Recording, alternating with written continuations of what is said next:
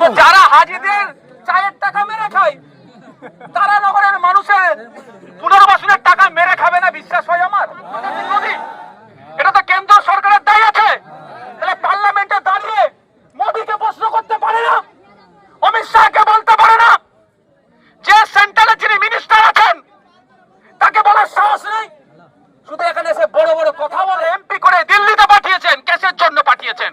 এই জন্যই পাঠিয়েছেন যে দিল্লির আইনসভার মধ্যে গিয়ে তারা নগরের শামশেরগঞ্জের রঘুনাথগঞ্জের আপনার রতুয়া চাচলের মানুষ, ভুতনির মানুষ যে সমস্যার মধ্যে পড়ছে সেগুলো সমাধানের কথা অপদার্থটা বলেছে। আমি অপদার্থ বলে যাচ্ছি, কাজ করতে পারে না তাকে ব্যর্থ বলবেন না তো কি বলবেন? অপদার্থ ব্যর্থই তো বলতে হবে। আমি ভালো ভাষা, আমি কদিন অপেক্ষা করব, যদি তার মধ্যে পুনর্বাসন না হয়ে যায় তখন র ভাষা একটু বলতে হবে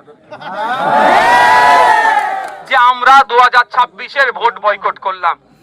দেখবেন সব বেটা তখন এসে আপনাদের কাছে হাঁটু গেড়ে বসবে। কত হাজি জানেন? কম বেশি টোটাল পশ্চিম বাংলার কলকাতা দিয়ে গিয়েছে 8,000-এর কাছাকাছি। 50,000 চায়ের কাপ দেখিয়েছে। কি বুঝতে পারছেন তো? চোর তো ওরাই তো টাকা খাচ্ছে, সেই সব টাকাগুলো খাচ্ছে। হাজি গিয়েছে 8,000-এর মতো আর 50,000 কাপ দেখিয়েছে, মানে বুঝতে পারছেন? মানসুন্দর বলে এটা কি ভুল কথা?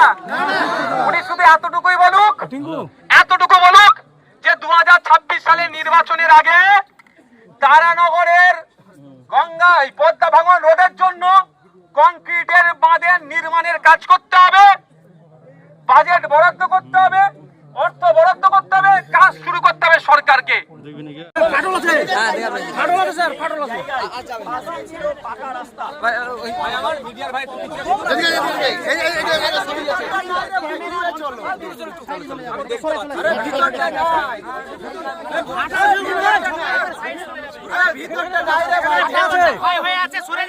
ভিতরটা না আশ্চর্য,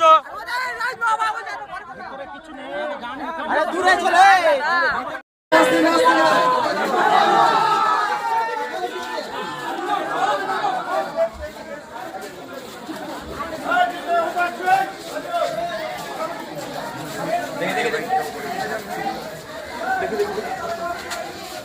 একটু আগে আসো, মোবাইল আসছে, আগে আসো,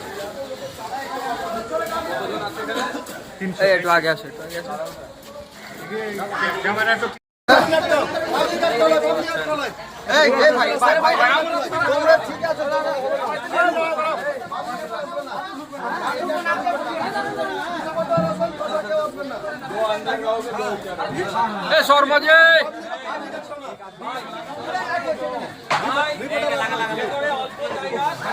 শর্মাজি শর্মা খেলিয়ে দাও, শর্মা